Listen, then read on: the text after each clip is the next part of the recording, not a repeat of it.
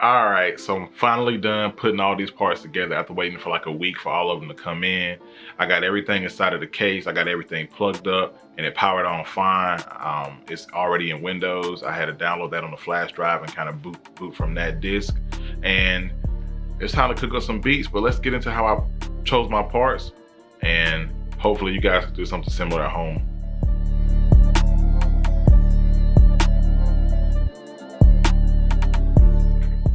So first things first, when you start with your build, you're gonna wanna find a case. Today I have the H510i, and as you can see, it has some tempered glass right here on the left side panel. We have USB-B and USB-C standard power and a little audio jack, which is about all I really need on the front. Obviously, I don't plan on to use the audio jack because I have an actual audio interface I'm gonna be using here. Then after we got the H510i case, we have the MPG X570 Gaming Edge Wi-Fi motherboard by MSI.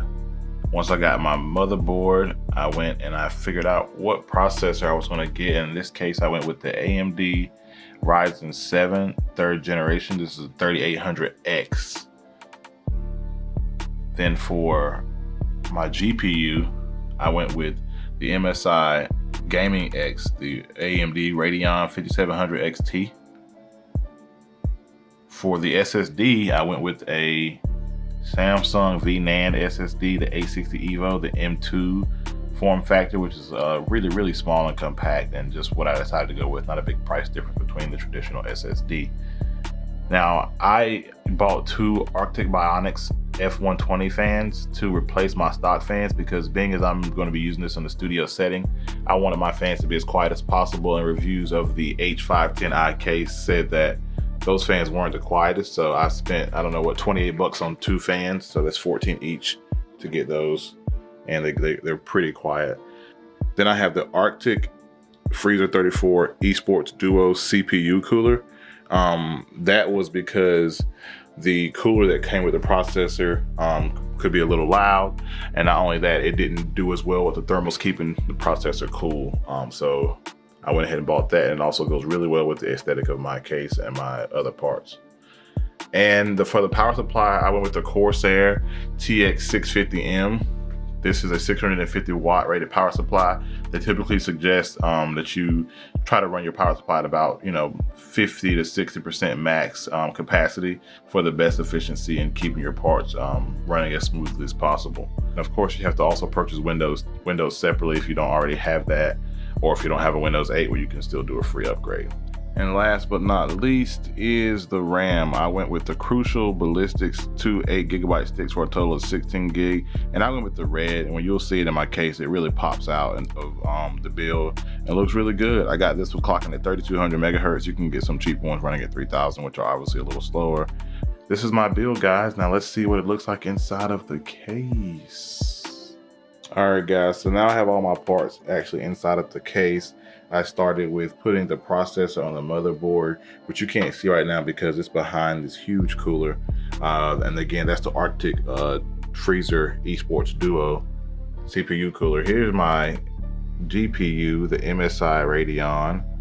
She looks real sexy. You can hardly see the fans in there, but she's a beaut. There's my 860 EVO SSD M2 form factor sitting right there on the motherboard.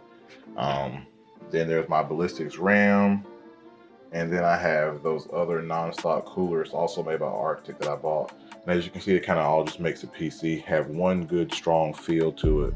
And this is a build, so it took a little bit to get the wiring and stuff right.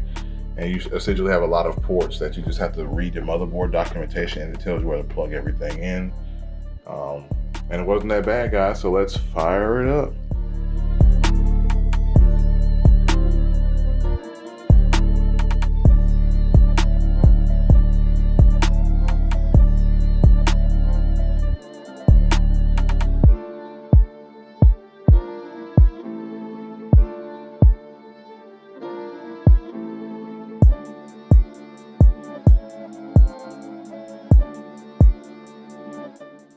I went with the white, with the black and white with a pop of red.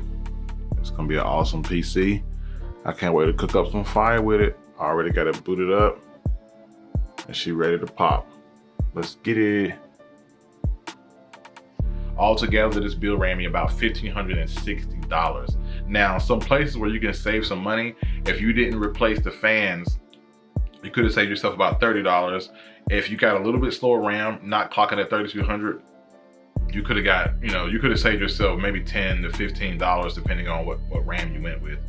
The SSD drive, mine is a whole 1 terabyte drive, but you can get some smaller drives from Samsung for like $60 to $75 less for like a 500 gigabyte instead of a 1 terabyte one. In addition to it, if you went with a name brand outside of Samsung, you probably could also save you some more money because Samsung's prices are a little higher just because of the brand recognition, right? GPU, I went pretty top notch with the 5700 XT, but you can save yourself about $100 and still have a pretty good GPU if you're not doing a lot of graphics editing. In my case, I'm only doing some content creation like this video right here. I didn't need as much of a graphics card as I had, but I went ahead and got it so I can kind of be future-proofed. The CPU, you could have easily saved yourself $150 if you didn't go with the Ryzen 7, if you went with the Ryzen 5 and one that was a little lower on the pole. The motherboard, if you stuck with the same series that I got, the MSI gaming series, you could have gotten just the Plus, which doesn't include Wi-Fi and has a few other small differences in it, and you could have saved yourself $45 there. So going through all those different items just from my build that you could have saved on, and you could have saved yourself about $400, bringing your build down closer to $1,150 to get a really good build that for most producers who have a home studio like mine will do you just fine. So there you guys go.